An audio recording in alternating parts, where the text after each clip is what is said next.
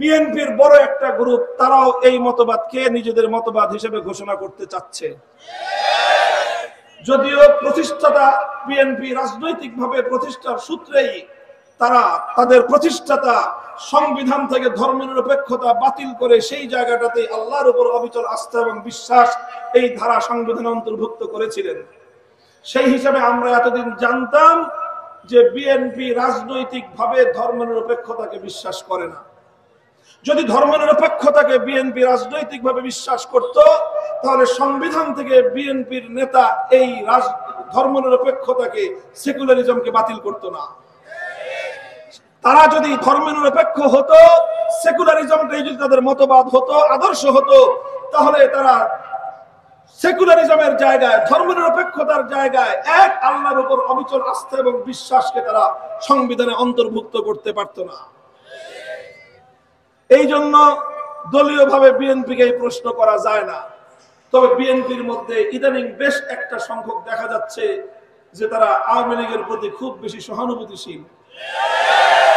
আওয়ামী লীগের দলীয় হিসেবে তাদের প্রতি সহানুভূতিশীল হলে এটা একটা ভিন্ন প্রশ্ন, কিন্তু যদি মতবাদগত আদর্শিক ভাবে যদি তারা তাদের প্রতি একই মতাবলম্বী হয়ে থাকে, একই মতবাদ অনুসরণ করে থাকে, তাহলে তাদের সকলের কাছে আমার বিনীত প্রশ্ন কি, যে ইসলাম বলছে রাষ্ট্রকে ধর্মের অধীনে আনো, সেকুলারিজম বলছে রাষ্ট্রকে ধর্ম থেকে আলাদা করো, এখন তুমি কোনটা মানবা?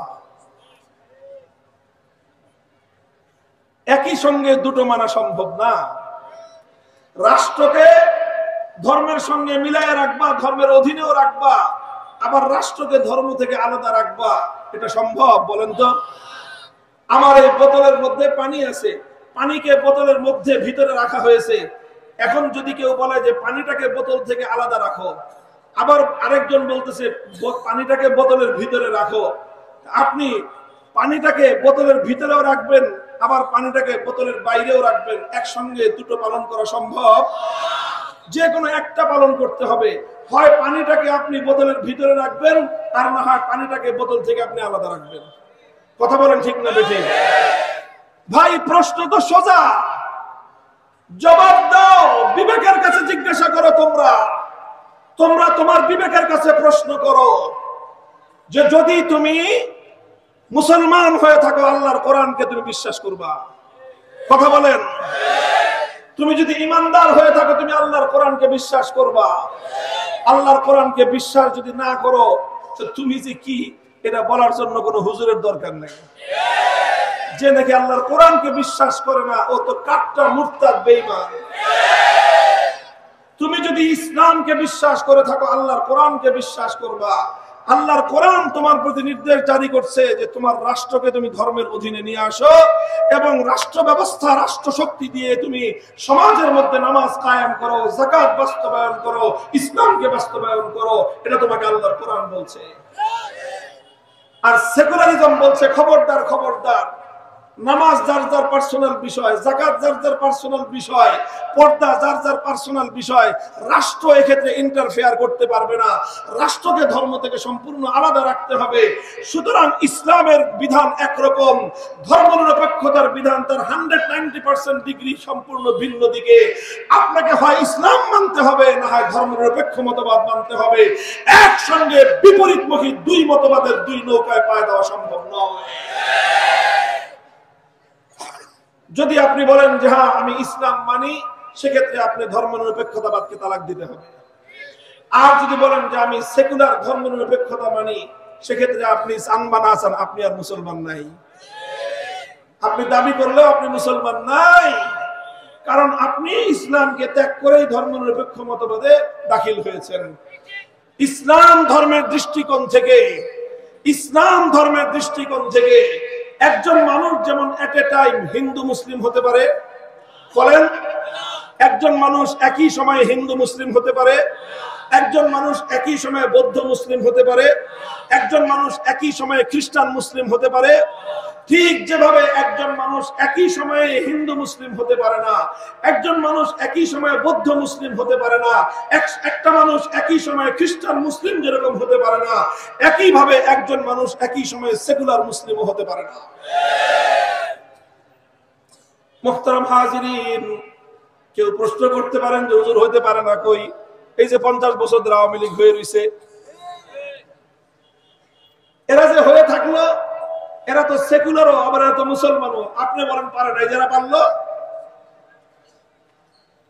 তো পারছে, কতটুক যে হইছে এটা যদি ইসলামের দৃষ্টিকোণ থেকে আমাকে বলতে হয়, তাহলে তাদের সম্পর্কে দুইটা মন্তব্যের একটা করতে হবে।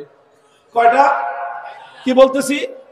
দুইটার মধ্যে যে কোনো দুটো একসাথে বলা যাবে না, দুইটার মধ্যে যে কোনো একটা বলতে হবে। হয় বলতে হবে তারা সেকুলারিজম বিষয়টা বুঝে শুনে, ইসলামটাকে বুঝে শুনে, সেকুলারিজমটাকে বুঝে শুনে তারা সেকুলার যদি হয়ে থাকে, পরিষ্কার কথা তারা বেঈমান, ঈমান নাই, এক চুল পরিমাণও ঈমান নাই। আরেকটা অপশন হলো তারা না বুঝে শুনে হয়েছে, তারা হয় ইসলামকে বুঝে নাই আর না হয় সেকুলারিজমকে বুঝে নাই। না বুঝে শুনে আরেকজনের তালে হুক্কা হুয়া কয়, বুঝেন নাই? হুক্কা হুয়া বলে না, শিয়াল একটা হুক্কা হুয়া দিলে সারা জঙ্গলে সব শিয়াল, বুঝুক বা না বুঝুক, কি হয়েছে না হয়েছে এত কিছু বুঝার দরকার নাই। নেত্রী যেহেতু হুক্কা হুয়া বলছে, সব এবার হুক্কা হুয়া বল। এটা হলো আরেকটা সিস্টেম। আমাদের দেশের অধিকাংশ আওয়ামী লীগের হলো এই হুক্কা হুয়া মার্কা সেকুলার। এরা সেকুলারিজম বুঝে না, এরা না বুঝেই মুসলমান হওয়ার পরেও সেকুলারিজমের দাবি করে। এরা আসলে বুঝে না, না বুঝে শুনে সেকুলার হওয়ার কারণে ঈমানটা ঠিক আছে, কিন্তু এরা গণ্ড মূর্খের দল। অর্থাৎ মুসলমান হয়ে যারা নিজেদেরকে সেকুলার পরিচয় দিবে, সেকুলারিজম বুঝে থাকলে সে বেঈমান, সেকুলারিজম না বুঝে থাকলে গণ্ড মূর্খ।